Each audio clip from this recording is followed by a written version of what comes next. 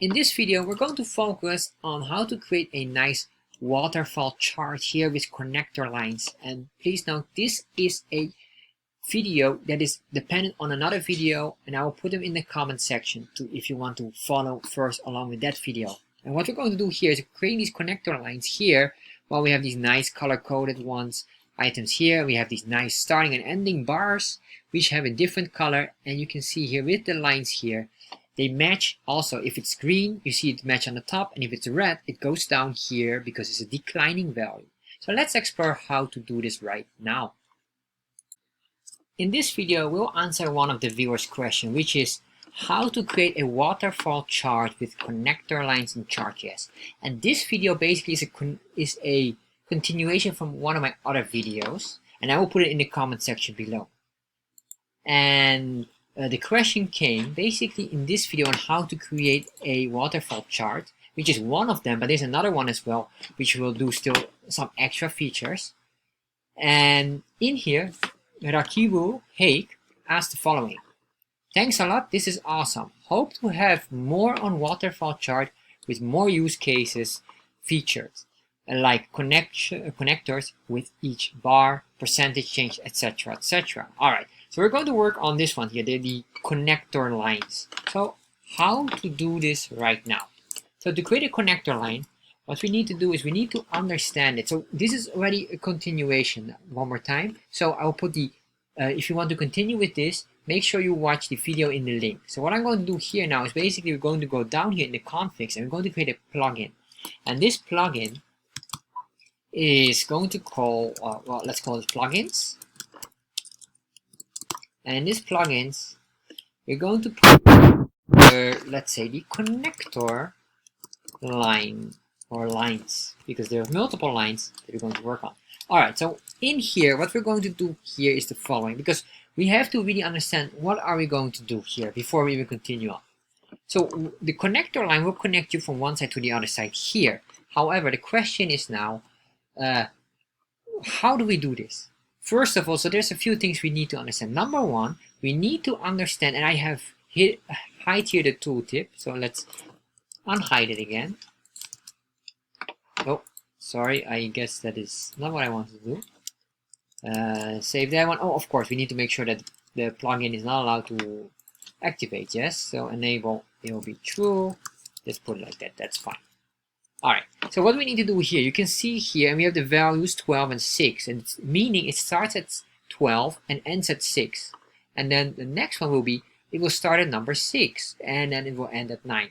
And what we need here is basically the last value here, so that we can start with the number 6, so the line will be in this position here, because if we would grab any other value, it will, for let's say number 12, it will make the line here up. So we don't want that. We want to get the last value, so that we know it's a declining value, connect that here to the other one. And then here again, when it's up here, connect that to here. And then here, same, here, same, etc., etc. Alright. However, what we want to make sure is we want to avoid that this one will connect as well.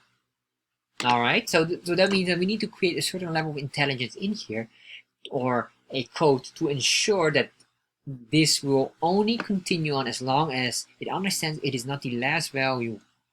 Alright, so now we have this understanding. Let's start to work on the plugin. So we're going to do here, and then I will just say here, let's call this the connector plugin block. And basically what we're really doing is we're creating almost a own plugin with own chart style design. But basically it's not a chart design, it's just only the plugin to enhance existing features. Alright. So what we're going to do here, constant, and then we say here the connector lines. Alright, I like to keep this one and that one consistent, and including, of course, here if I would say ID, that one as well, comma, always consistent here with each other, so that you can always easily pinpoint each other. You don't need to worry about it. Alright, next thing what we want to do here is we need to figure out where we want to draw. In this case, in my personal opinion, I believe that these lines can be drawn at the very beginning, and then everything can be layered on top. It should not really impact these lines at all, because the lines will be visual, or very strong visual, black or any other color you want to use. I would say just use black for now. So we're going to do that one. So we say here, first of all, before draw, so before the chart has been drawn, we will draw these connector lines first. All right, and then we say here, of course, that we get here the chart, the art, and the options. All right, so we options, make sure you type that correctly, options. And then in here, we're going to get here the constant, and the constant will consist of certain values, which are different than what you might normally see usually from me. All right, so what we're going to do here is we're going to put in CTX, which is always important because the CTX always pinpoints Chart.js itself and specifically the canvas, drawing in the canvas. That's what we're doing. And then we say here config for the configuration. And what does this config really refers to? This one here. Then we go from config, we can go to data and data sets, etc., etc. So this is our very useful one. Next, what we need is the final one is the scales. We need the scales here absolutely. This is one of the most powerful ones, which is the x, y scales. All right, meaning here basically the vertical and the horizontal positioning. Because what we really want to do eventually is to figure out the pixel value if we are on number 6. What is the pixel value match on that? And then here same horizontally, if we are on this item, this would be index number 0. What would be the pixel positioning number? All right, so we have this, then we say it equals chart. Very straightforward. Once we have this, we're almost done here. And what I want to do is make sure you understand what the configuration is here, the config. I already explained it. That's that one here. But I just want to show you so you have a real understanding. Refresh this. Open up Developer tab. And then you can see here. You can see first here QN. Don't worry about this. Don't get confused by it. Click on this. And then you can see here underscore config. This is very important. Then you recognize probably a lot of items here. Then we have here the data. Then we have the data sets. And you can see here. We can get even the, you can see a data set 0. Why data set 0? Because we are in data set. There's only one data set we have. And then you can see here the data that we have. This is exactly matching here. 12, 6. You can see this first one. 6, 9. Second one, etc., etc. All right. So we get the length here, and we also can extract the ending value here. This is what we need. All right. So now we have this. I want to do here a ctx.save. So we save all these variables that we have created here above. Temporary, only for our drawing right now. And then what we're going to do here is, just for the sake of it, I'm going to cut out this one because we're going to use that here down. Console log.config._. Then we're going to get config.data. And then we have here, we can just check here data and then data sets. Data sets 0. Remember, we have only one data set here. Is the first array or first, I guess the first array only. That's 0, and then we go here to data, and then we have all of these items here. So then we say dot data, and then well, just put in everything for now. Let's save that and just see what's the result. And once we click on that, you can see all of these items here. And what I really want eventually is I want the ending value specific here, because the ending value will be the line drawn. So we say here the data. I guess if you want to have on the first one the ending value, we need to go to data 0, and then in 0 number 1. Remember, this is 0 1 again. 0 means this specific one. As you can click 0. First 0 is this array, and then 0 is 12, and then 0 of number 1 equals 6. All right, so let me show you what I'm talking about, so you might get confused. So I get here number 1 means first in the 0, and then the positioning again number 1. You will see here now we get number 6, which is correct. That's the second one. And if I do here 0 0 0 equals 12. All right, so now we have all of this, and you probably now figured out what we're going to do with this. If I will show you just one more for the sake of it, 1 and 1, you will see that we always get here the ending value, which is 6, and then the other one is 9. That is correct. All right, now you should have a proper understanding of what we're going to do, because this will be converted into a y value, which is this one here on the scale, on the y scale, and then converted into a specific pixel amount matching with that value. All right, so that is what we're going to do right now. So we're going to create here the following. Let's create a line first.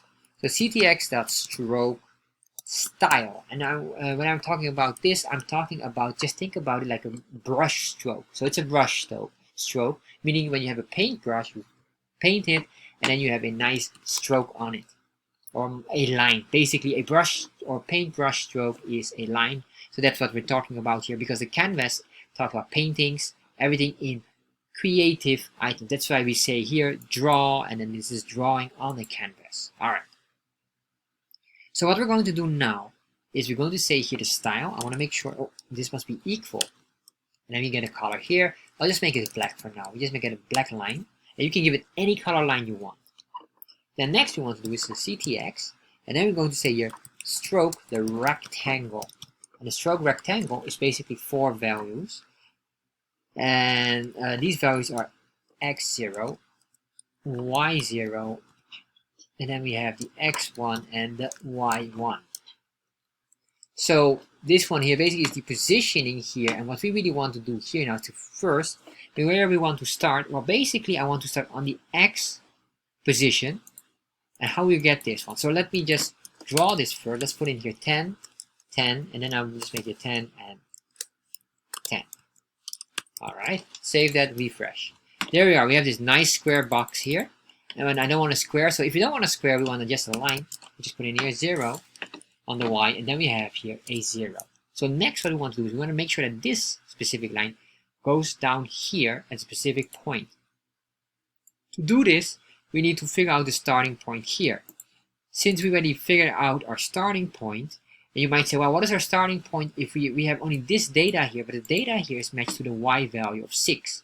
That's correct. So what is the x positioning value? Well, very simple. It's the array here. There's basically 7 values here, and we start with array 1 or element 1, which is array 0. So how do we do this? Well, we go in here, and then we say here x dot, and this is why we need x because of the scales here. And then we say here get pixel for value, and then we have here the value will be 0. Save that and refresh. Then you can see now it moves. It doesn't go down, but it moves into the right position. So the next thing, of course, here would be just this. If you just copy that, and let's hard code this for now. I'm going to grab here because basically eventually we need this one. But if this would be number 6 at the end, all right. So we do here number 6 as well. Value will be 6.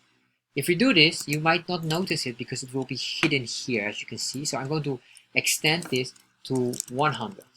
So the line will be 100 in length. So if I save that, we have this. Oh, do we see it? I don't see even anything there. Let's make this 500. I don't see it as well. Alright, so we have to do some checking. Oh, of course, sorry. What's going on here? So let me explain. You can see here, I didn't put in the y value. I put in the only this specific value. So we say this one here, save that, go here. So now we have this line here, and the ending value is tremendously long. You can see it end, starts to end here. Alright, so we're very close to it. So how can we grab the length of this one? Well, basically we can just grab it by getting this specific item, which would say go draw from here and draw here to the next bar. And the reason I'm doing this is if you have more bars, it will become more narrow, and this will automatically match. So we're not allowed to use here hard-coded value. We just get the soft-coded, but you get always the 0, not the 1 or the 2 or the incremental. And the reason why is we only want this specific. You can see this line here that will be always here, and that will be applied everywhere. All right, so we have the first line now, and let's soft code this one now. So we're going to grab this. I'm going to grab this entire code, put it in here, and save that, and then refresh. There we are. So we have the first one here. We didn't soft code it completely because we have here this one is still hard coded. How are we going to solve this? The answer is quite straightforward, but before I even do that, semicolon here, and then I will say here ctx.restore. Alright, so we need to undo all the items that we saved in here. All these parameters or variables should be removed. Now what I'm going to do here, it says it's very simple for loop item. And then you say here, let I equal 0, comma, oh sorry, not comma, semicolon. Then we say here I, and then this will be looping consistently, and then here comes the real challenge. All right, So we can say here, because we have here 7 items, I'm going to put in here 7, but you will see that this is not allowed if you do 7, because you have this will be 0 in an array, so we should do here 6 basically. Let's do 6 for now, and then after I'm going to show you here what we need to do more, because we have some work on this. I'm going to cut this out, paste this in here, and then you see this one here, this x value will be a I, so you can convert it into an I variable. Then we have this one here, we have the data set, this maintains, and this data here must go up into I incremental, but this one here do not touch. Why? Because we always want the last value, which is number 1, so that's 6, here it's 9, etc, etc. So it will loop through that, grab that specific value, and this one here do not touch this as well. But if we save this now, and you can see here nicely. So if you might say, well, what happens if I do this, if I do I? Well, let's show you. You can see here the length, it calculates the length here, because what is really happening is grabbing the real length here, not the length of one part, and then you say from this to this. No, it gets this length to here, and then that one length to there, etc, etc. So we don't want that. So this is the reason why we put in here a fixed value of 0. Alright, so we have this here. Next item that I want to solve is eventually this part here. We don't want this here, and the solution would be here to set in number 5. So there we are. So that would be, and then you would say, well, are we done? No, of course not. We're not done, because we need to soft code this one. So how do we do this? Well, if we have all of this information here so far, let's get this one here. We have this console logs. I'm going to remove this console log. So remember here, we have all of this. So let's go back to data and save this and refresh. Open up here. Remember this here, length. But the length here will be length.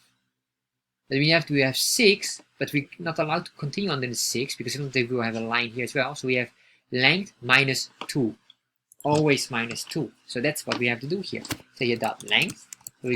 So we extract the number 7. Alright. Then we say here, we're going to grab this, keep on doing this, and if we do this, and then we say minus 2, save. There we are. So now we have this nice chart here, and if we go up here again, let's put in a new item, and let's see what happens then. Let's put in here 15, and this will be 18, of course. That's the way we do it here. Numbers of 3. Alright, then we have Monday again. If I save this and refresh, let's check what's going on. No comma here, forbidden. There we are. It now continues on. It understands that the colors here nicely match. Everything matches perfectly together. And so we have now the connector lines connected here. And that's basically how we can do this with Chart.js. So if you enjoyed this video, maybe you want something else that's also very challenging, or you want to even continue on figuring out how to put, for example, images on top of it. That's even possible as well. I have a whole video here covering how to put in an image on top of the bars in a bar chart. So if you're interested in this, the link is popping up already. You can click on it right now.